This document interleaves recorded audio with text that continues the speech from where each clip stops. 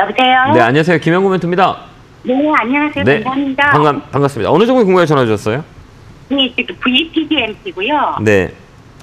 8,745원에 50%입니다. 아, 이거 사신 이유가 있어요?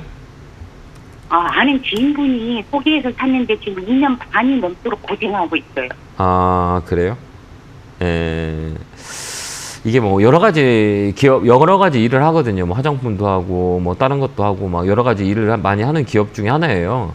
근데 이게, 예, 뭐 기계 필름, 뭐 라이팅, 뭐 필름, 뭐 이커머, 뭐 별거 많이 해요. 이 회사가 하는 게 많거든요. 근데 이게 결론적으로는 이게 실적 베이스가 되게 안 좋아요. 이 기업이. 그렇기 때문에 주가가 많이 그동안 빠져 있던 기업 중에 하나예요. 근데 최근에 좀 거래 바닥이 들어왔죠. 거래가 튀면서 튀어 올라오는 기업 중에 하나거든요. 그러면 이런 종목은 이 테크니컬한 방법으로만 해야 돼요. 매매를. 시가총액도 2천억 정도 되잖아요. 그러면 이 종목은 저번에도 얘기했지만 시가총액 5천억 밑에 있는 종목들은 이 기업의 펀드멘탈 가지고 움직이는 기보다는 뭐 실적 베이스 이런 거 가지고 안 움직여요. 이 인기 가지고 움직이는 경우가 되게 많이 있거든요. 근데 이쪽으로 지금 시청님이 사신 가격들은 보면 이 다운 사이클이에요. 다운 사이클이 뭐냐라고 했을 때는 주가를 보면 저번에도 얘기했지만 우리가 가장 중요한 거는 사람의 가장 중요한 허리라고 그랬어. 허리가 어디예요? 55일선이에요. 60일선이에요. 그럼 우리가 전체로 봤을 때 이 추세가 꺾인 거는 60일선이 꺾이는 경우가 되게 많이 있거든요. 근데 저기 분홍색 선이 어때요? 꺾여 있죠. 제가 55일선이에요. 여기 보면 이 선들이 그죠? 이 선들이 이렇게 55일선 이렇게 꺾여 있죠. 그건 뭘 얘기해요? 아, 저는 떨어지겠습니다라고 얘기하는 거예요. 근데 떨어진다고 시그널을 주고 있는 종목 가격인데 그때 사신 거예요. 그러니까 힘든 거예요. 그렇죠? 그러면 지금 또 팔아야 되냐라고 할 수 있잖아요. 네. 그죠? 아니에요. 좀 더 갖고 있어요. 이 종목은 7천원까지 기술적 반등이 들어올 수 있어요. 7천원 라인. 7천원 라인에서 한번 고민해. 예. 7,000원 가야지 또 상담이 되죠? 지금 뭐 제가 이걸 뭐 7천원 정도까지는 기술적 반등이거든요. 그때 돼서 팔아야 될지, 가져가야 될지 또 판단을 해야 되는 거예요. 그쵸? 근데 오래 걸리나요, 멘토님? 네? 7,000원까지 오래 걸릴까요? 좀 걸릴 것 같아요. 최근에 거래가 들어왔긴 했는데, 그러니까 우리가 볼 때는, 우리 인기 있는 거잖아요. 이게 막 인기가 되게 많아요. 그럼 가서 얼른 나도 사고 싶죠. 인기 있는 종목을. 인기 있는 제품을 사고 싶지 않으세요? 네. 그렇죠. 근데 이 종목은 인기가 있어요, 없어요? 없죠. 없으니까 주가가 떨어지는 거잖아요. 관심이 없어요. 예, 사람들한테 관심이 없잖아. 그러니까 어때 주가가 안 움직이는데 이걸 언제 올라가요? 라고 했을 때는 이 회사에 아이템이 있어야 돼요. 뭐 재료가 됐든 뭐 계약 공시가 있든 뭐 여러 가지 그런 모멘텀이 있어야 되는데 지금은 사람들한테 완전 소외됐기 때문에 이게 언제 올라가요? 라고 하는 건 저희가 알 수가 없어요. 왜 그러면 거래가 들어온 것도 아니고 그다음에 사람들한테 관심이 없고 이러기 때문에 시간이 오래 걸려요. 근데 그걸 시간을 우리가 이길 수 없기 때문에 시간을 정확히 맞출 수는 없어요. 근데 이 자리는 자율반등이래요. 그러니까 시장의 반등에 따라서 기술적 반등이 들어올 때 정리하면 돼요. 그 다음에 이런 종목들은 아까 얘기했지만 이 이슈를 잘 봐야 돼요. 그러니까 뉴스를 잘 봐야 돼요. 이게 올라갈 수 있는 이유가 있냐 없냐 이런 종목들은 시가총액이 조그만 거는 실적이 좋다고 올라가지 않고요. 어떤 이유, 그러니까 뉴스가 가장 큰 거냐 어떤 재료가 있어서 움직이냐. 그래서 이런 종목은 재료와 테크닉이 더 중요해요. 시가총액이 5천억 밑에는. 근데 이 종목은 시가총액이 한 2천억 되거든요. 그러면서 꺾어지는 자리에서 샀기 때문에 고생을 하시는 거거든요. 근데 이거는 자율반등이 6,500원에서 7,000원까지 들어오니까 그때까지 홀딩하고 있었다가 종목을 줄이는 게 나을 수도 있어요. 그때 다시 한번 전화 주세요. 네, 감사합니다. 네, 힘내시고 응원합니다. 고맙습니다. 네, 감사합니다. 자, 다음 전화 받아보겠습니다. 전화 받겠습니다. 여보세요? 네, 안녕하세요. 네, 반갑습니다. 안녕하세요. 반갑습니다. 네, 어느 정도 공부에 전화 주셨어요? 포바이퍼요. 매수가 비중은요? 22,000원에 비중은 10%입니다. 이 사신 이유가 있어요? 아는 지인 소개로 샀는데 수익이 났었는데 제가 못 팔았어요. 그래요? 이런 종목 신규주잖아요. 신규주들은 우리가 매매하기가 참 쉽지는 않아요. 신규주들이.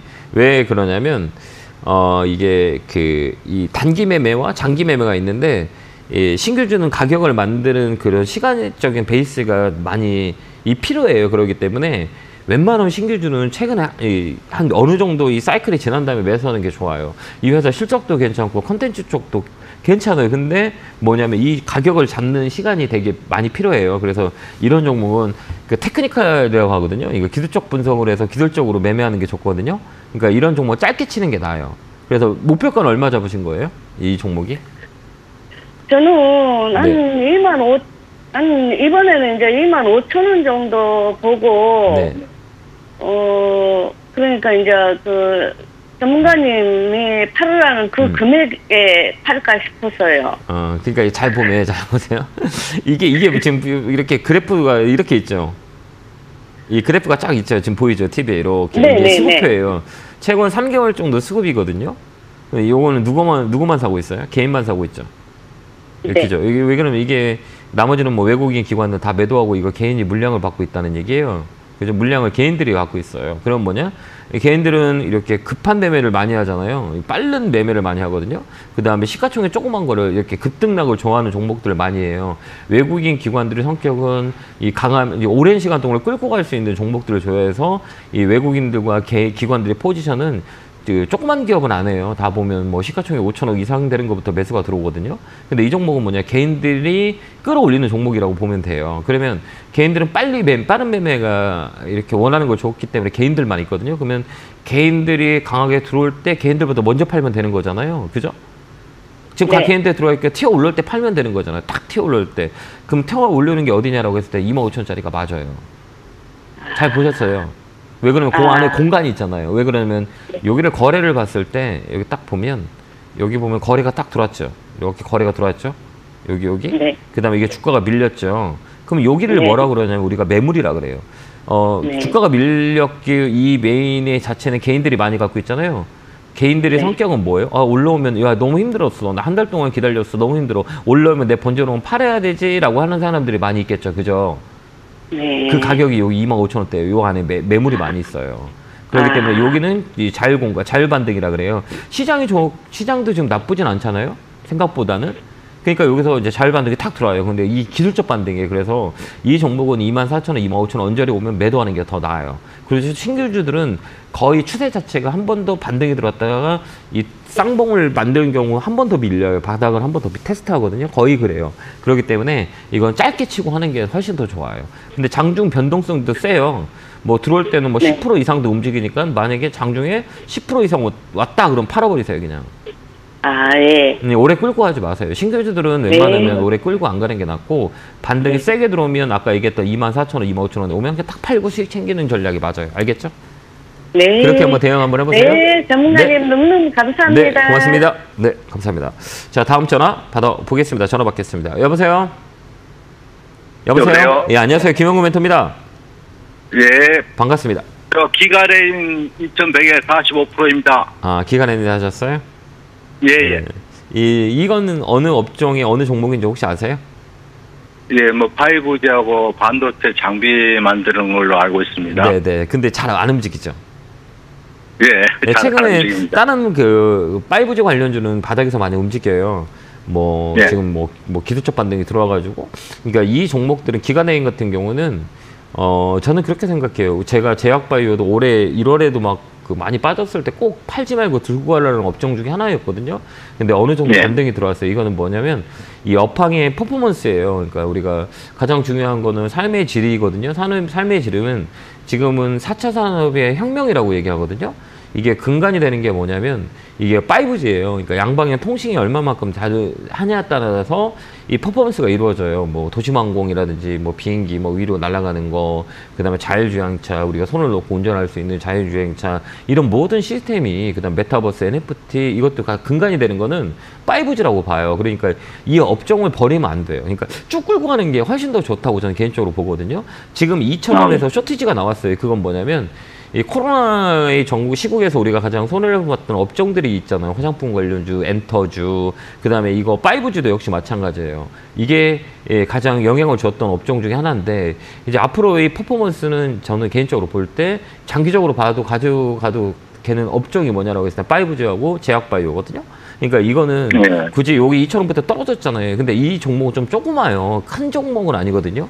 뭐 5G도 되게 좋은 기업들도 많이 있거든요. 이노와이어나 KMW나 뭐 이런 것도 되게 많이 있거든요. 뭐 이런 것들로 먼저 움직여요. 그래서 최근에 움직였던 그 KMW나 뭐 이런 게 반등이 들어오고 있거든요. 5G가.